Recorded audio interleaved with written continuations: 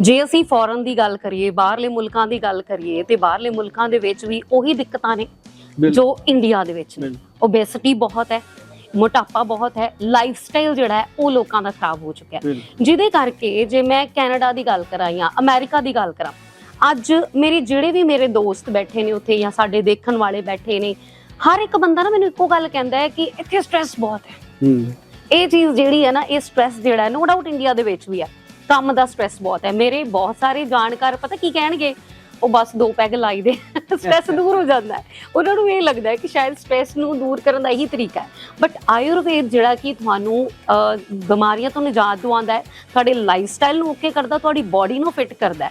Stress ਤਾਂ ਦੇਖੋ ਹਰ ਕਿਸੇ ਨੂੰ, ਤੁਹਾਡੀ ਲਾਈਫ 'ਚ ਇੰਨੀ ਭੱਜ ਦੌੜ ਆ, ਬਿਲਕੁਲ ਹੈ ਨਾ, ਸਟ੍ਰੈਸ ਤੋਂ ਕਿਵੇਂ ਨਜਿੱਠਿਆ ਜਾਵੇ? ਇਹ ਨਾ ਇੱਕ ਇਦਾਂ ਦੀ ਸ਼ੀਸ਼ੀ ਹੈ ਮੇਰੇ ਹੱਥ 'ਚ। ਅੱਛਾ ਜੀ। ਇਹ ਐਕਚੁਅਲ ਇੱਕ ਹਿਮ ਪਾਵਰ ਦੇ ਨਾਮ ਤੇ ਇਹ ਬਣਾਈ ਗਈ।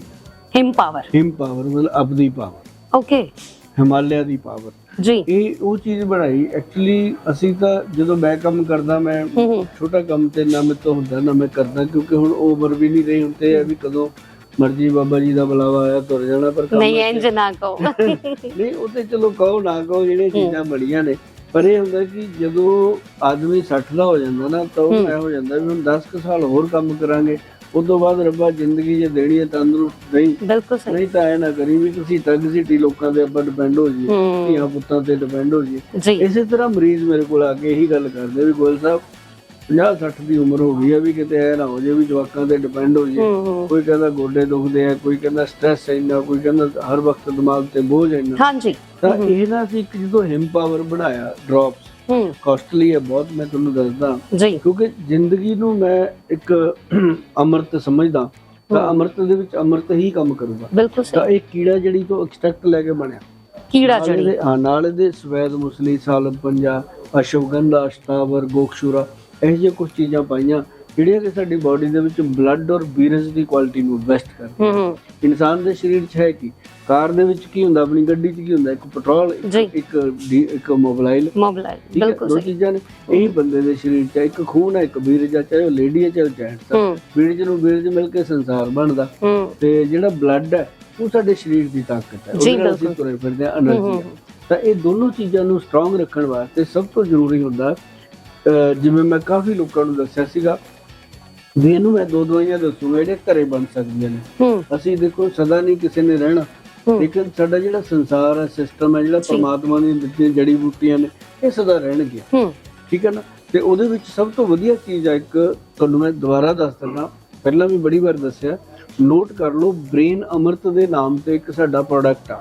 ਉਹਦੇ ਵਿੱਚ ਕੀ ਪਾਇਆ ਉਹ ਤੁਸੀਂ ਵੀ ਘਰੇ ਬਣਾ ਸਕਦੇ ਹੋ, ਇਕੱਲੇ ਗੋਇਲ ਸਾਹਿਬ ਵੀ ਨਹੀਂ ਬਣਾਉਂਦੇ ਉਹਨੂੰ, ਕਿਉਂਕਿ ਮੇਰੇ ਤੋਂ ਨਾ ਬਣਦਾ ਵੀ ਨਹੀਂ ਜਿੰਨਾ ਲੋੜ ਹੈ ਲੋਕਾਂ ਨੂੰ। ਅੱਜ ਦੀ ਡੇਟ 'ਚ 90% ਲੋਕਾਂ ਨੂੰ ਇਹਦੀ ਲੋੜ ਹੈ, ਬੱਚਿਆਂ ਨੂੰ ਵੀ ਲੋੜ ਹੈ, ਵੱਡਿਆਂ ਨੂੰ ਵੀ ਲੋੜ ਹੈ। ਤੁਹਾਡੀ ਜੀ ਉਸੇ ਗੱਲ ਤੇ ਮੈਂ ਆਉਣ ਲੱਗੀ ਸੀ। ਇੱਕ 18 ਸਾਲ ਦਾ ਬੱਚਾ ਇਹ ਕਹਿੰਦਾ ਹੈ ਕਿ ਮੇਰੇ ਦਿਮਾਗ ਦੇ ਵਿੱਚ ਥਾਟਸ ਘੁੰਮਦੇ ਰਹਿੰਦੇ ਆ, ਮੈਨੂੰ ਸਮਝ ਨਹੀਂ ਆਉਂਦੀ ਮੈਂ ਕੀ ਕਰਾਂ, ਮੈਨੂੰ ਨੀਂਦ ਨਹੀਂ ਆਉਂਦੀ। ਇਹਦਾ ਅਸਰ ਤੁਹਾਡੀ ਨੀਂਦ ਤੇ ਵੀ ਪੈਂਦਾ ਹੈ, ਐਂਜ਼ਾਈਟੀ, ਡਿਪਰੈਸ਼ਨ, ਸਟ੍ਰੈਸ। ਜੇ ਆਪਾਂ ਕਹੀਏ ਵੀ ਕਿਸੇ ਇੱਕ ਉਮਰ ਤੇ ਅਸਰ ਕਰਦਾ, ਇਹ ਤਾਂ ਅੱਜ ਕੱਲ ਬੱਚਿਆਂ 'ਚ ਵੀ ਹੈ, ਸਭ ਤੇ ਹੈ ਜੀ। ਪਰ ਦੇਖੋ, ਤੁਸੀਂ ਨੀਂਦ ਘੱਟ ਆਉਣ ਦਾ ਮਤਲਬ ਹੈ ਤੁਸੀਂ ਮੋਬਾਈਲ ਨੂੰ ਰੀਚਾਰਜ ਕਰ ਲਓ। ਤੁਹਾਡਾ ਜੇ 2% ਵੀ ਰਹਿੰਦਾ, ਤੁਸੀਂ ਤਾਂ ਵੀ ਕਹਿੰਦੇ ਹੋਰ ਲਾ ਦੇ, ਹੋਰ ਹੋ ਜੇ। ਇਸੇ ਤਰ੍ਹਾਂ ਸਰੀਰ ਹੈ, ਨੀਂਦ ਪੂਰੀ ਨਾ ਹੋਈ, ਰੀਚਾਰਜ ਖਤਮ ਸਾਡਾ। ਤਾਂ ਇਹ ਕੀ ਹੈ, ਉਹਨੇ 'ਚ ਜਟਾਮਾਨਸੀ ਹੈ ਜੀ, ਉਹਦੇ ਵਿੱਚ ਵਚਾ, ਇਹ ਜੜੀ ਬੂਟੀਆਂ ਦੇ ਨਾਲ ਲੈਣਾ। ਮੈਨੂੰ ਫੋਨ ਨਾ ਕਰਿਓ ਇਹਦੇ ਵਾਸਤੇ, ਕੋਸ਼ਿਸ਼ ਕਰਿਓ ਵੀ ਇਹਨੂੰ ਦੁਬਾਰਾ ਸੁਣ ਲਿਓ ਜਾਂ ਰੀਲ ਸਾਂਭ ਕੇ ਰੱਖ ਲਿਓ, ਤੇ ਫਿਰ ਰੀਮਾ ਨੂੰ ਫੋਨ ਕਰ ਲਿਓ, ਰੀਲ ਦੁਬਾਰਾ ਭੇਜ ਦੇ, ਕਿਉਂਕਿ ਮੈਂ ਚੱਕ ਨਹੀਂ ਸਕਣਾ। ਹੁਣ ਬੈਠੀ ਹੈ ਮੇਰੇ ਕੋਲ ਕੁੜੀ, ਸਾਡੀ ਧੀਆਂ ਵਰਗੀ ਆ, ਪਰ ਇਹ ਜਦੋਂ ਵੀ ਆਉਂਦੀ ਆ ਇਹ ਬਾਹਰ ਭੀੜ ਦੇਖਦੀ ਆ।